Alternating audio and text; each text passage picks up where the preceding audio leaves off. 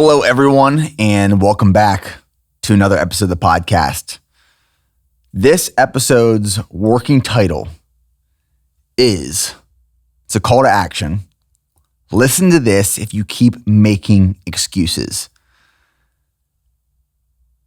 And I've really wanted to dive into this episode and this topic and this discussion. And what sparked this idea is a few weeks ago, I was talking to a really good friend. And this friend has found himself making excuses for an extended period of time. And those excuses have led him and distracted him away from his goals, his purpose, his mission. And the realization was it's because of excuses. Making consistent excuses for weeks and months and years.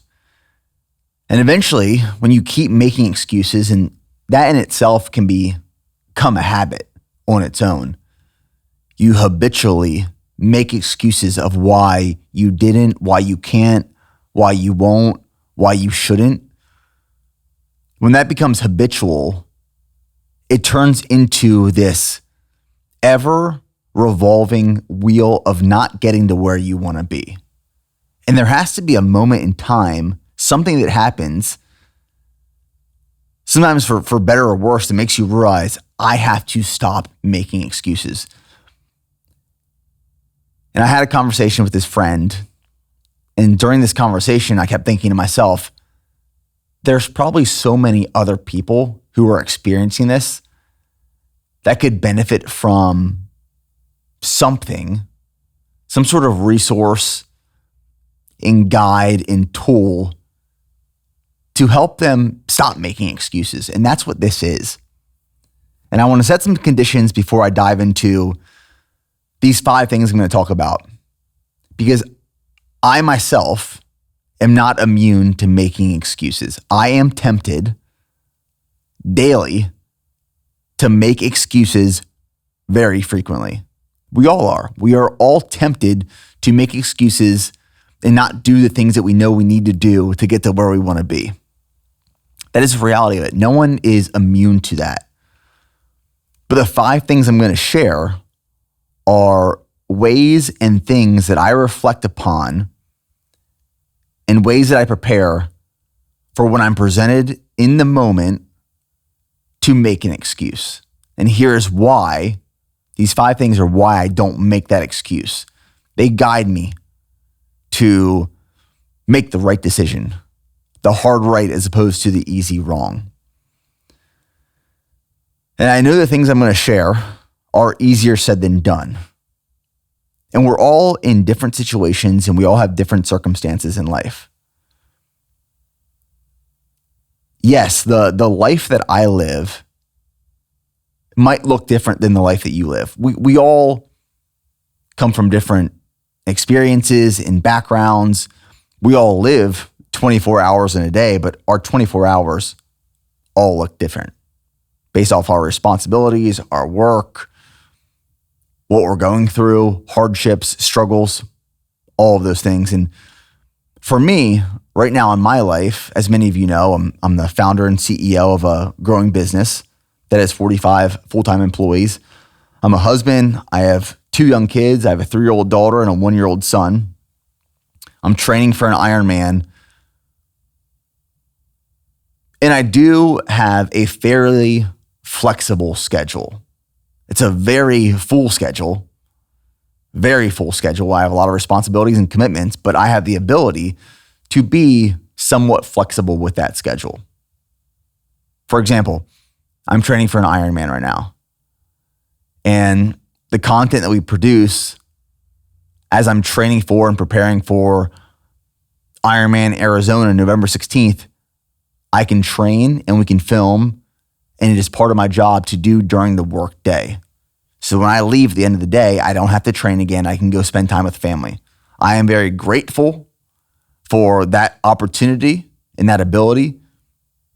But the reality is that I have worked for a long period of time to get to that ability. And in that process, I didn't make the excuses so that I could be in this position one day.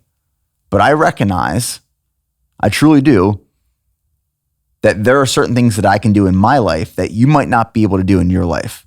And it goes vice versa. We all are pursuing these big, ambitious goals. And what is hard is relative. We all have different responsibilities. We all have different challenges that we're trying to overcome. What's easy for you may be hard for me. And what's easy for me may be hard for you. It goes both ways. So I don't want you to listen to these 5 things, and this is why I'm sharing this. These 5 things that I'm sharing and say, yeah, it must be nice. But Nick, you have this type of schedule. You have this type of job. You live this type of lifestyle. Yes, that is true. But we can say that for anyone. But these 5 things that I'm sharing are applicable regardless of the job that you have, the lifestyle that you live, and what you're working towards. The reality is the clock is ticking every single day, and it doesn't stop ticking. From the moment you are born to the moment that we die, that clock starts and it ends for our time being present on earth, in this world. And at this chapter of my life, my kids are young, my family is growing, and I don't want to miss any of it. I've set out to achieve certain accomplishments in my life and experiences that I want to be able to live presently with my family. And in order to do all of those things, I can't afford to make excuses. You can't afford to make excuses. None of us can. If we value time, which is a limited resource, this is nothing new. We all know this. Time is a limited resource. That clock, like I said, it starts when we're born, it ends when we die. And we have limited time on earth to accomplish the things that we want to accomplish, experience the things that we want to experience, spend the time with the people that we want to spend time with, achieve, accomplish, create, and build legacy. And in order to do those things and experience life, we cannot afford to make excuses.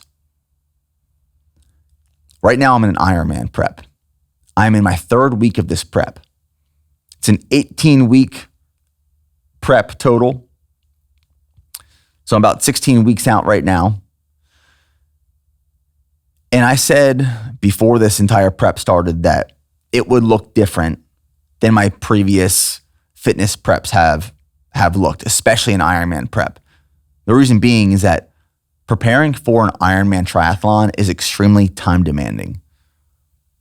I will be training at the peak roughly 22 hours a week at the peak of training.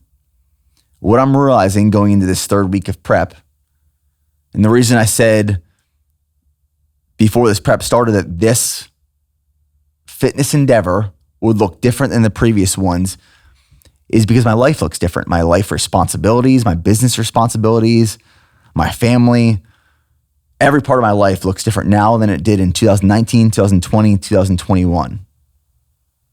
Before we had kids, before our family started growing, and before the business was at the scale and caliber that it is today. And what I'm realizing in this prep so far is that those things that I identified 3 weeks ago are very true. I haven't been challenged like this in a long time in terms of time management.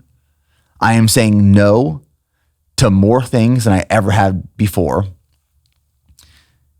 And if it doesn't impact my business and the team, my family, the time I spend with my family, the present time I spend with my family, and the Ironman prep itself and the series that we were filming, I am saying no to pretty much everything else. I am being ruthless with my time right now because I have to. I am extremely focused and intentional with everything I'm doing. And I haven't said, like I said, no to this many things potentially ever. And I'm realizing how many things I usually say yes to that I probably shouldn't say yes to if I value my time and I want to get to where I want to be with the people that I want to be with, accomplishing the things and living a life that is impactful and meaningful. There are certain periods of time in your life where you have to be ruthless with what you say yes to, but more importantly, what you say no to stop making excuses. So the 5 things that I want to share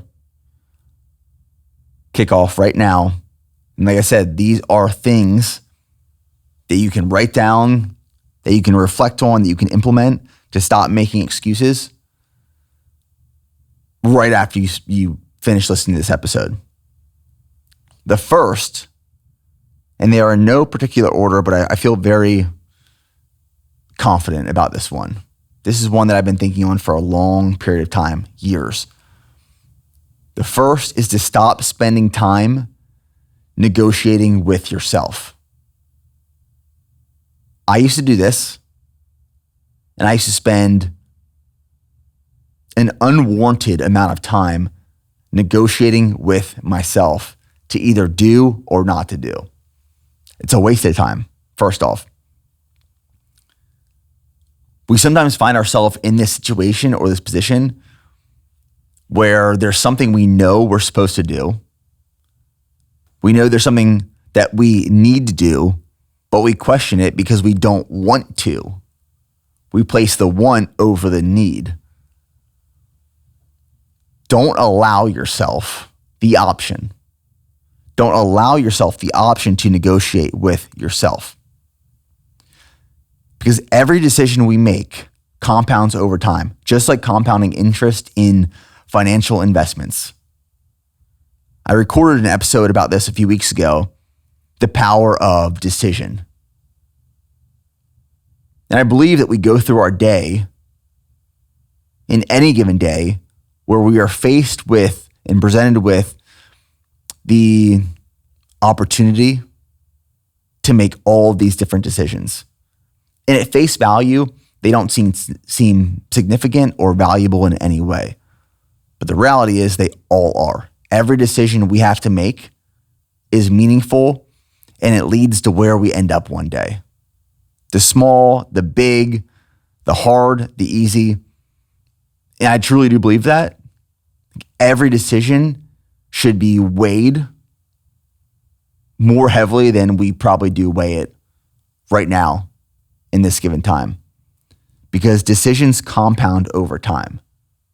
It's like a snowball effect.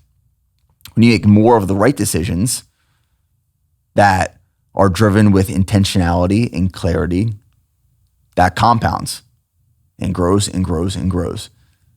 If you make more wrong decisions or bad decisions than good decisions, that also compounds, but in the opposite direction, where you lose progress and it sends you into failure and mistake and an unfortunate circumstance and situation. But then if you find yourself in a place where you're making equally good decisions as bad decisions, you just maintain the status quo. You don't really digress or improve. You're just there doing exactly what you're doing previously or what you're doing right now. I believe that the decisions you make earlier on in the day, that sets the foundation for the rest of your day. That's one of the reasons that I run every single morning, regardless if I want to or not. And a practice that you can implement to hold yourself accountable to this, to stop negotiating with yourself, is to write down what you're going to do the next day the night or day prior and commit to honoring your commitments the next day. I love that word honor. Honor your commitments. Like if today is Monday and there's things that you know you're supposed to do tomorrow, and today, the day prior, it's really easy to say, well, I'm going to do these things tomorrow. But then when you wake up Tuesday morning and now that thing is in front of you that you know you are supposed to do, it's really easy to say, I'm not going to do this. I'm going to push it back one day or the next day.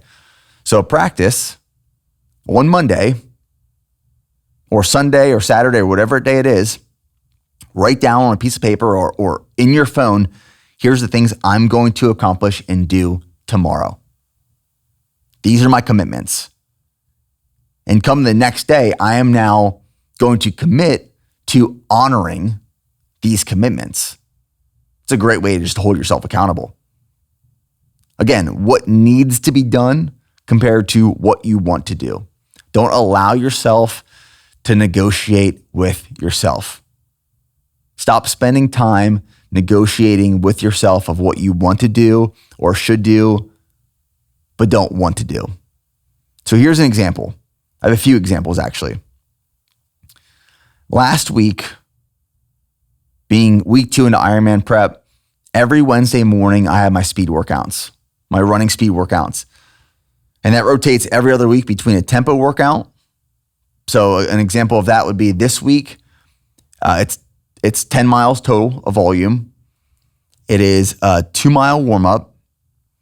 It is 6 1-mile repeats with 2 minutes of rest in between each, and then 2-mile cool down. So it's 10 miles total volume. So it rotates between tempo and track being critical velocity. This week is tempo. Last week was critical velocity.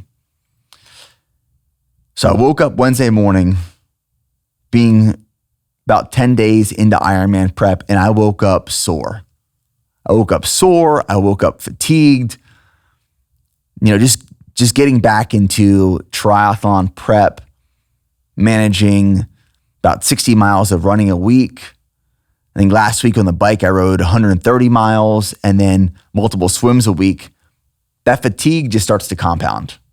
And you really start to feel it. The deeper we get into prep, my body will acclimate to that volume and that training stimulus, and it'll become more efficient at recovering appropriately. But right now, being so early into it, I am feeling the fatigue. I am feeling the beat down. Truly. Last Wednesday morning, I woke up sore and tired. The last thing I wanted to do was the workout I had scheduled that day. I had 10 800-meter repeats. Now, one of the things that I do to hold myself accountable the day prior to a big speed workout is I will go into my Garmin app and I will input the workout for that next day. So when I pull up my watch the morning of that next day's run and I go to start a new workout, it'll show me the workout that is scheduled and programmed for that morning. So it's really hard for me to bypass that, especially once I start it. Like I literally, in my Garmin app, will program 2.5 mile warm up, 10 times 800-meter repeat with 60 seconds rest in between, 2.5 mile cool down, and the watch will walk me through the workout. I can't exit it. I have to go through it. That's one way that I hold myself accountable. But when I woke up Wednesday, the last thing I want to do, like I said, was 10 800-meter repeats. I knew my legs were going to be heavy. I knew I was going to be carrying fatigue. I knew I was going to be tired. And I started to negotiate with myself. There I was Wednesday morning, just ate my Go Bar, just consumed my 2 scoops of G1M Sport. And I was sitting there in the kitchen negotiating with myself. And I was thinking to myself, you know what? I am sore. I am tired. Maybe I'll just push this workout to tomorrow, being Thursday. Or maybe I'll push it to Friday. But then as I started thinking, well, I already have my training scheduled for Thursday. I already have my training scheduled for Friday. I have these meetings that I have to work around. And if I push it back a day, it's getting closer to my Saturday long run, which will affect my long run performance Saturday. Well, maybe I can move my long run Saturday to Sunday to give myself some more time. I started going through all of these negotiating tactics with myself for why I shouldn't do the workout that morning. The one that I had scheduled, the one that I had programmed into my watch, the one that I had into my Training Peaks training program. And I was thinking of every way possible to not do this workout. And then it just hit me. What am I doing? I'm wasting time. Why am I spending all of this time negotiating with myself of why I shouldn't do what I know I need to do? Because I want a morning of comfort and ease, and I don't want to feel the pain. I don't want to feel the discomfort. That's probably exactly what I need. I need to lean in, stop negotiating with myself, stop making excuses, and just do what I said I was going to do. I wasted 5 to 10 minutes that morning that I could have spent doing something else or working on something else. I wasted 5 to 10 minutes trying to negotiate with myself of why I shouldn't, why I couldn't, and how I can make it work. I wasn't willing to honor my commitment initially until I realized what I was doing. I was negotiating with myself. So I decided to honor my commitment. I went out in the garage, put my shoes on, still didn't want to do the workout, started my watch, and just did it. Just didn't give myself the option to negotiate with what I said I was going to do. Another example of that, I was in my my long run this past weekend. It was a 15-mile run. And in that run, I was just thinking about how powerful the mind was or is.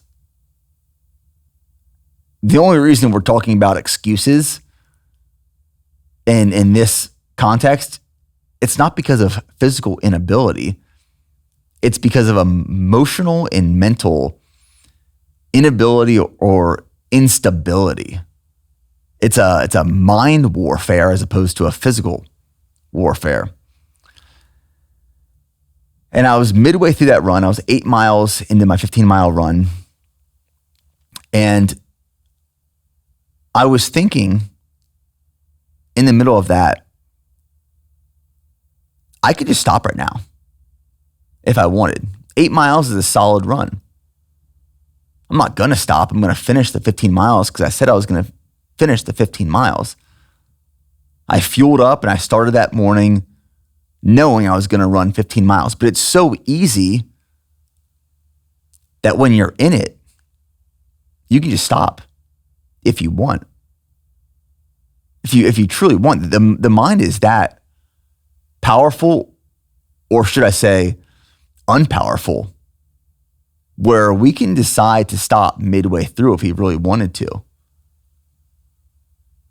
And so many people do. So many people quit midway through. I believe it's much easier, or should I say it's much harder to get started than it is to keep going.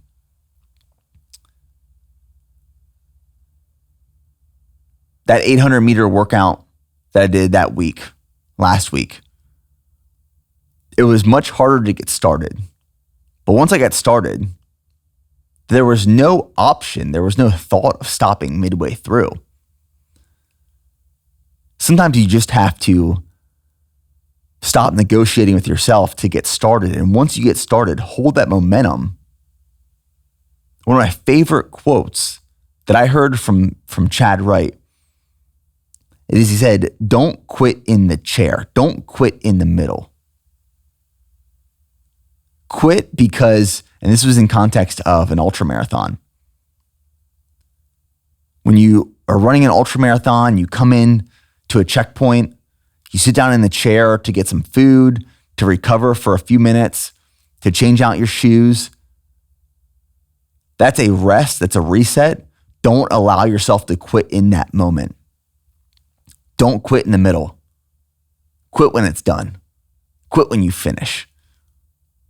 Quit when your body forces you to stop. But don't let your mind win. Don't quit in the chair. Finish once you cross that line, when you finish that workout, when you said, or when you do what you said you were going to do. Stop spending time negotiating with yourself. Number 2, consider what you lose, not necessarily what you gain.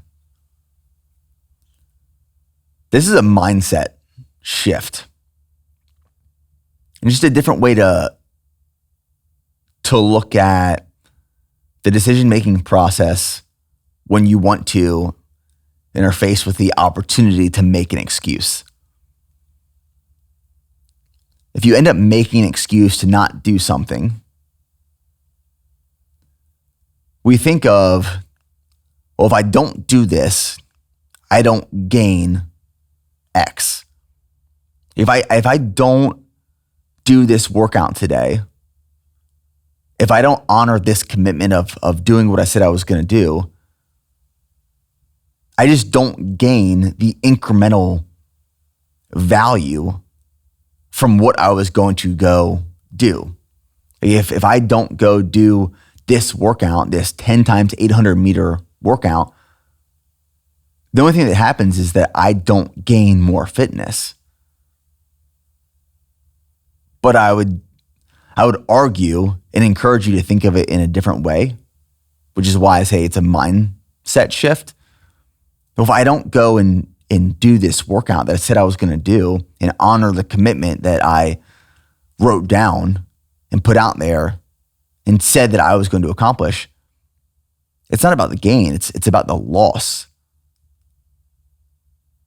You lose the ability to fulfill your potential. And I know that's thrown out in so many different ways in circumstances.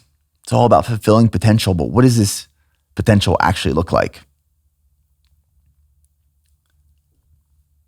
Potential is what we can accomplish, who we can become, the impact that we can create from the time we are born to the time that we die. As I've already mentioned, that is a finite amount of time. And from the moment we are born, that clock starts ticking. And I believe we all have the responsibility and obligation to accomplish as much as we can to fulfill our potential during that finite amount of time. Because if we end up making excuses to not do these things that allow us to fulfill our full potential, we lose. We lose the opportunity. We lose the ability to fulfill that potential. We underperform. Therefore, we underdeliver, not only for ourselves, but for the people around us as well.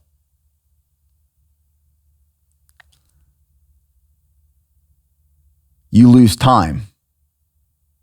Something we can't buy back. Something that is a limited resource, an asset that we get the opportunity and have to spend wisely.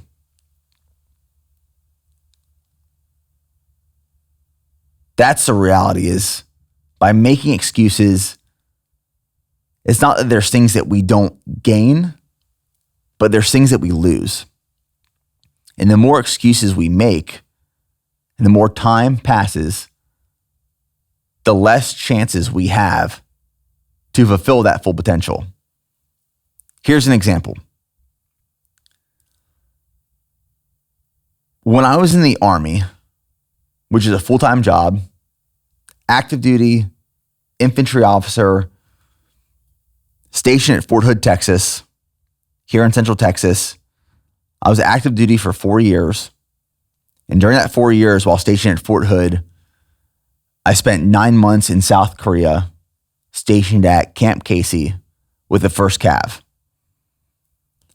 Before I went into the Army as an active duty infantry officer, I started BPN, the company that I'm still building and working on today. Obviously, when I started BPN in 2012, we were much smaller. The ceiling, the potential that I visualized was much lower. And I was doing 2 jobs simultaneously. I would start working on the business on BPN earlier in the morning. And then I would go to Fort Hood and we'd conduct physical training with my platoon. And I would work all day as an infantry platoon leader. And I'd come back at night on days that we weren't training in the field or we had overnight exercises. I'd come back that night and I'd continue working on the business. This was a period of time in my life for 4 years where I said no to a lot of things outside of my job in the Army and building BPN. I said no to a lot of things, a lot of opportunities, a lot of experiences, which I do not regret and I don't view as sacrifices.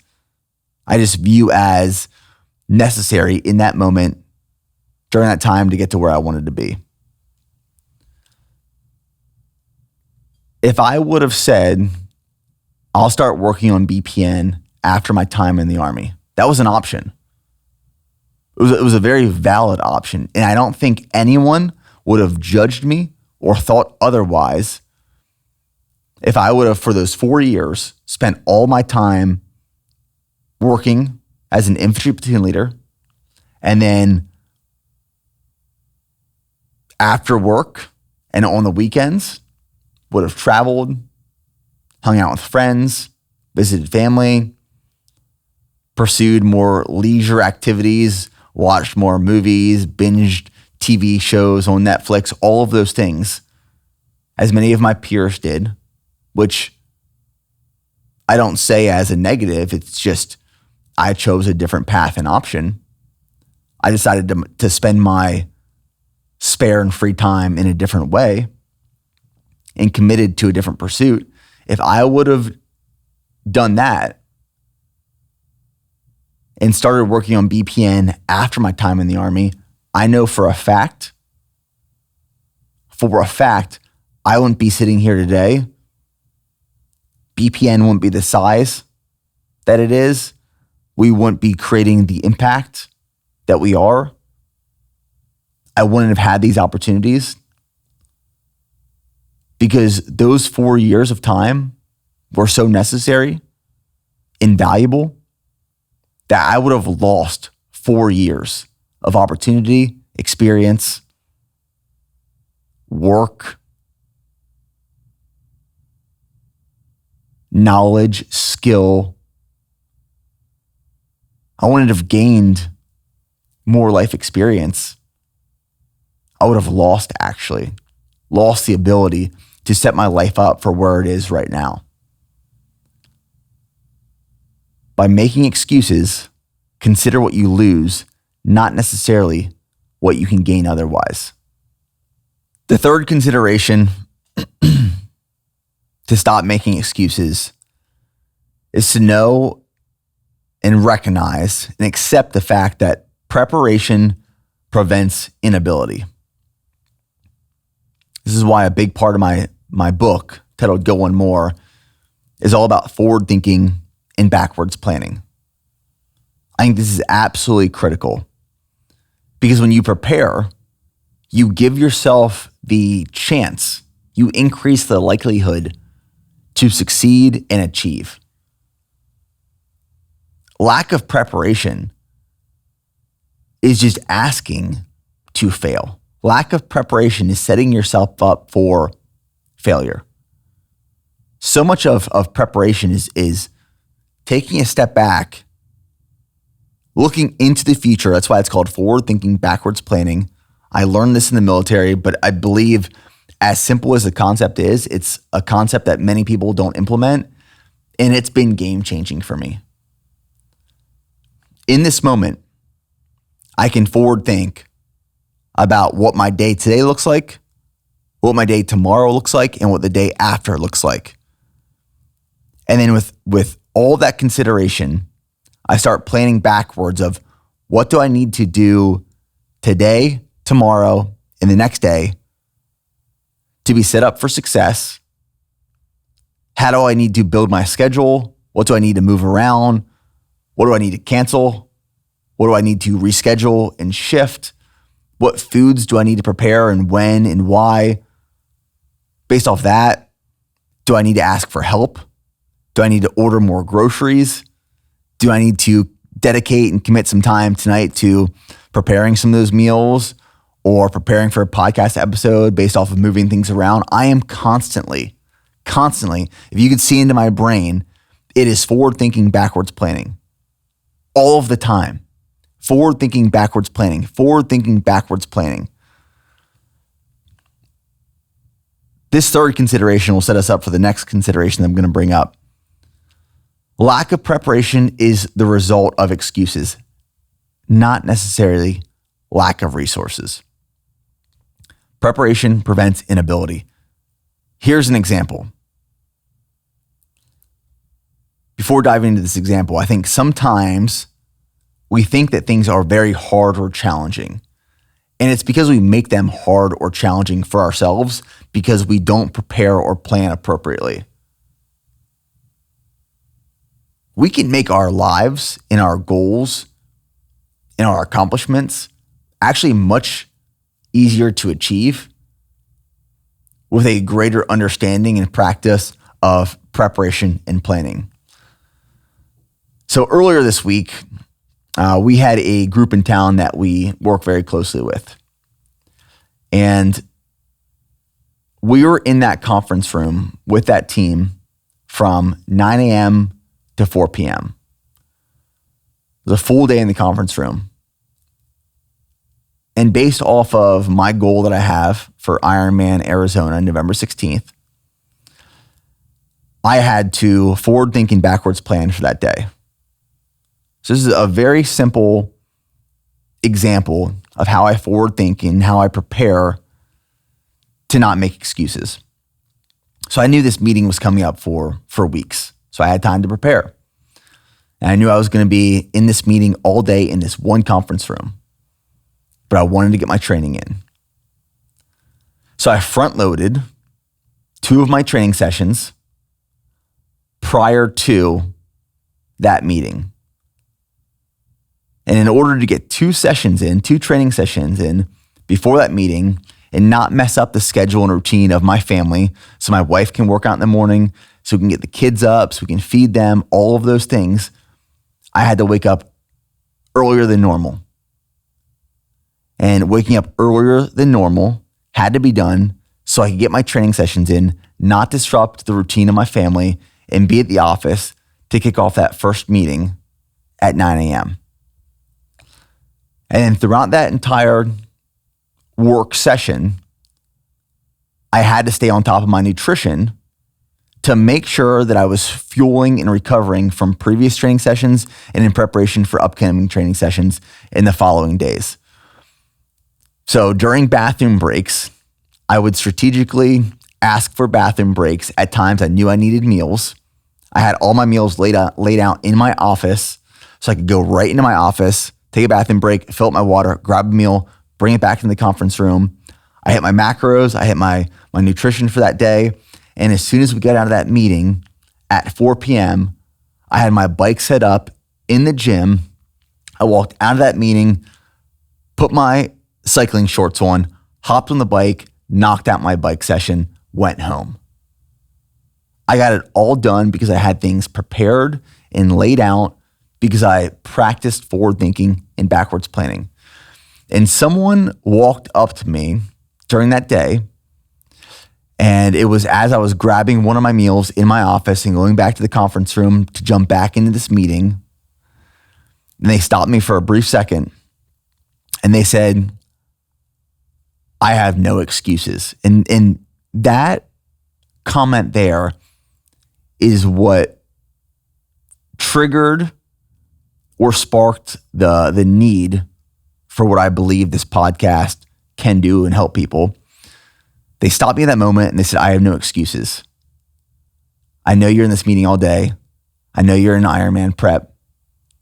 I see you walking from the bathroom to fill up your water, to grabbing your meal, to going back into the conference room and sitting in a meeting and eating your meals that you prepped and planned for.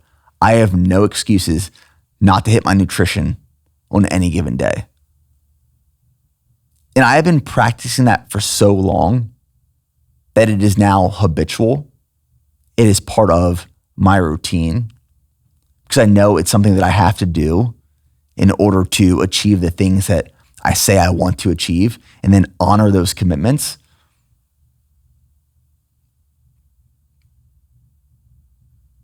Preparation prevents the inability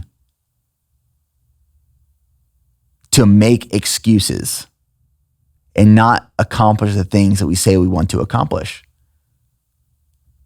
It allows us, gives us the opportunity to actually honor our commitments. Forward think, backwards plan, prepare and plan. Prepare and plan so you don't give yourself the option to make an excuse. Because what would have happened? What would I have lost if I didn't do all that planning and preparing? Probably a few things.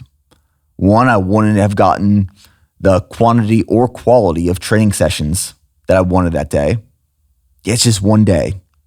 Yeah, but one day turns into 2 days, and 2 days turns into 3 days, and 3 days turns into 10 days, and that compounds.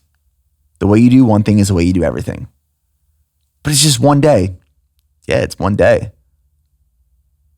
It's a day, it's an opportunity for me to be stressed and tested and stay on track. I would have missed out on, like I said, the quantity and quality of training session.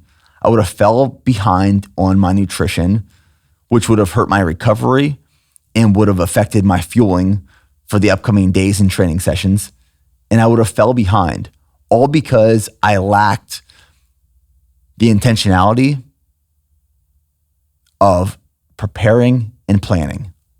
Number 4, manage your time appropriately. This sounds like common sense, and I believe it is.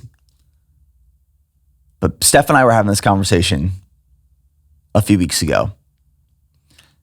And I believe, truthfully,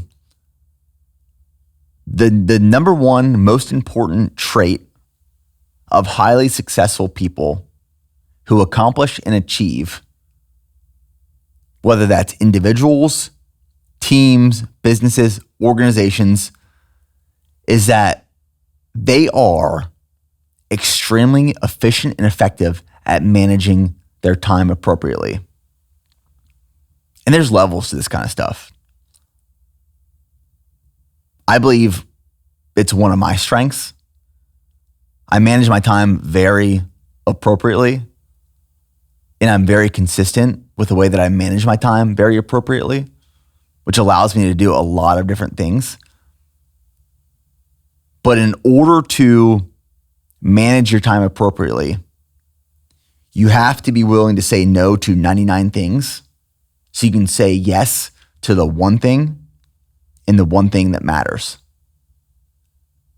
If it really matters to you, you will make time. It's another section of my book. And that is something that I shared for the first time, I believe, about a year ago. And it resonated and connected with a lot of people. If it matters to you, you will make time. But you got to figure out what really matters to you first. There are fewer things that really matter than you maybe spending your time on. And that's another practice that I believe we should all go through. And I've had to do multiple different times throughout different chapters and seasons of my life is do an actual audit. I get a piece of paper out and write down what actually matters to me. That's what I've had to do in this season of life right now for the next 4 months. What really matters? My family matters. My family will always be number one priority. Always. My business, my team, the people, our mission, that matters. And this Ironman prep matters. Just like I've talked about so many times over these last couple of months, the importance of having a vision. And vision is broken up into 3 components, being core values, purpose, and goals. If you clearly define your vision for your life or a season and chapter of life that you're in, your core values and your purpose probably shouldn't change throughout your lifetime unless there's some sort of very significant altering to your core values and purpose, hopefully for the better, not the worse. But goals can be short, medium, and long-term targets. Those goals are the things that matter, what you're trying to accomplish. And when you're presented with a decision or an opportunity, and you then go reference that clearly defined vision, core values, purpose, and goals, if it doesn't align with or fit any of that vision or the things that you say do matter to you, it's a very easy and consistent no. No. I'm sorry, but no. No, that doesn't align with what I want to accomplish or what I'm trying to do right now. No, I'm sorry, but that doesn't truly matter to me right now. Sometimes it feels bad and it's hard to say no to people, but we have to be able to say no to people in certain situations and circumstances. It's not like this blanket no all the time. There's definitely exceptions to that rule, but we have to be able to say no to a lot of things and opportunities and experiences so that we can say yes to the things that truly do matter in that moment. But I believe that is the number one trait of highly successful people. They say no to so many things so they can say yes to the things that really do matter. I was thinking about examples of this. And because I'm in this really, I don't say busy season, but a very focused season right now. When I go into a prep, especially a big prep like an Ironman, and we do a full series around it. I mean, right now we have 3 creatives and videographers and editors working on this entire series. It's a huge undertaking. From all of the filming and all of the editing and all of the production, it's a really big project for us. And it requires a lot of focus and a lot of work. And I haven't gone into a prep or a YouTube series, a content series of this level for a few years. So I'm learning all of these new things again that I haven't had to go through or I haven't been challenged with for quite some time. And I'm realizing how much I'm saying no to right now and how hard it is to manage time appropriately when time is demanding, energy is demanding, and there's a lot of responsibilities personally and professionally. So in the last week, there's been about 30 people. And I'd say that's that's lowballing it. There's been at least 30 people who have asked for 15 to 20 minutes of time in a week, just last week. And this comes from email requests or friends who just want to catch up, DMs on social media, mentors, coaches, all of these things. Like, people reach out just asking for time. Time is something you have to protect, especially if you're trying to accomplish, a big goal during that time. So what I found is when people ask for 15 to 20 minutes of time, it's never 15 to 20 minutes. It's at least 30 minutes of time, sometimes an hour. But if I were to say yes to all of those requests, 30 people, considering each person gets about 30 minutes, that's 900 minutes of time. That's 15 hours. 15 hours in a week of just check-ins with people, which, again, I want to reinforce, this is not saying no to people when they need help or they ask for help, but sometimes these 15 to 20 minute requests are just check-ins, or they want to present business opportunities or new products and services. I will make time for people, businesses, organizations when I think I should dedicate time to those things. But for the mass majority, if I were to say yes to all these requests every week, especially in a very focused season, trying to find an additional 15 hours a week is really challenging and difficult. And it's going to take away from my ability to accomplish the things that I'm trying to accomplish in this given time. Something's going to have to give. You can't just keep layering on hours in a day and a week. It has to pull from something else. It's either going to affect my work and my ability to work with the team here in the business. It's going to pull away from my time or focus training towards this Ironman goal. Or even more importantly, it's going to take away from my time with my family. Being present, being active, being there, being focused. 15 hours is a lot. And I'd say that's, as I've mentioned, the low ball.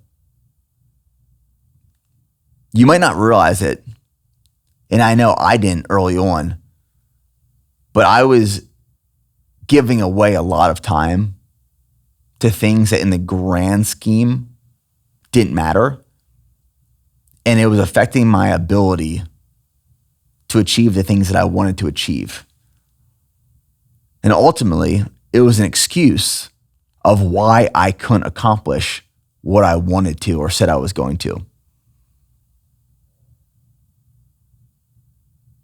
If you can't manage your time appropriately and you're running out of time, that's an invalid excuse of why you're not doing the things you say you're going to do.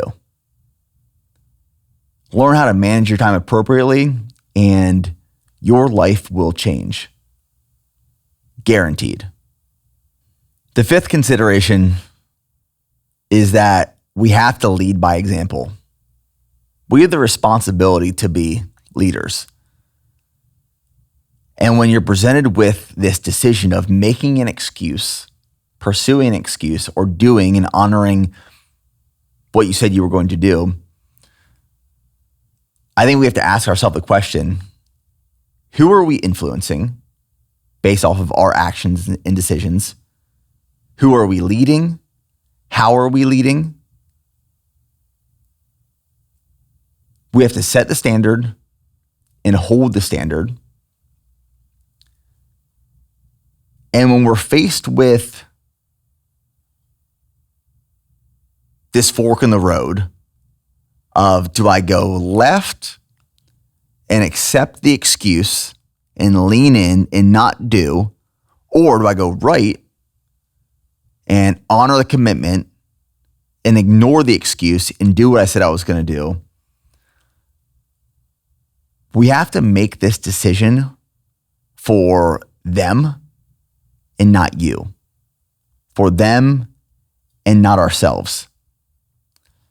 Making excuses doesn't just affect you. When I make an excuse, it doesn't just affect me. It affects everyone around us. It affects everyone around me. Making excuses, I would love for us all to think of it this way. Making excuses is one of the most selfish acts that we can practice and demonstrate. It is one of the most selfish acts that we can practice and demonstrate. Benjamin Franklin has a quote. "He that is good for making excuses is seldom good for anything else." If you become really good at making excuses and you're consistent at making excuses and you fall victim to negotiating with yourself and making the excuse of why you should pursue what you want to do, not necessarily what you need to do, you stop leading people. You stop setting the standard and holding the standard. And you're placing yourself first and not others. You're not leading your family. You're not leading your team. You're not leading your peers. You're not leading people. We have a responsibility to work really hard and lead others by setting a standard and holding the standard. This is one of the reasons I've actually decided to go into Ironman prep. At this period of my life, as I've mentioned before, it's a really full season of life. And for the past couple of years, I avoided going into an Ironman prep because I knew how much commitment was required. Time and energy. It is a time and energy, I don't want to say suck, but it is a time and energy commitment that will take away from other things that you want to do or other things that matter or might matter in life. But this is why I felt the need and the obligation to go into Ironman prep. Because I can't make the excuse that I don't have time. I can make time. I can practice and implement these 5 things that I've shared today to lead by example, to set the standard and hold the standard. I want to pursue this Ironman. I want to document the prep to show, not tell, how you can be very ambitious with your own personal goals, but also show up for your other responsibilities in life, for your family, for your business, for your team, for other people and individuals and groups of people, community. You can do it all. It is not easy. It is very challenging. It's supposed to be challenging. But if you learn how to manage your time appropriately and prioritize the things that matter, or at least the things that you say that matter, and then get comfortable with saying no to 99 things so you can say yes to the one thing, that is an opportunity to lead by example, to show what is required to honor your commitments and keep growing and building and creating legacy and impact on other people. Another example that I wanted to share, you may have noticed this or you may have not. I have actively, the last couple months,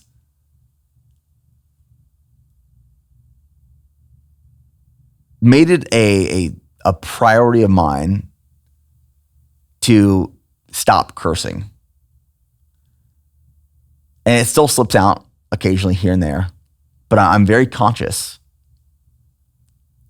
of the language that I use and the way that I speak, because I do feel the responsibility to be a role model for other people that consume my content, especially young people growing up and building a family and entering the workplace and leading a life through God and following Jesus.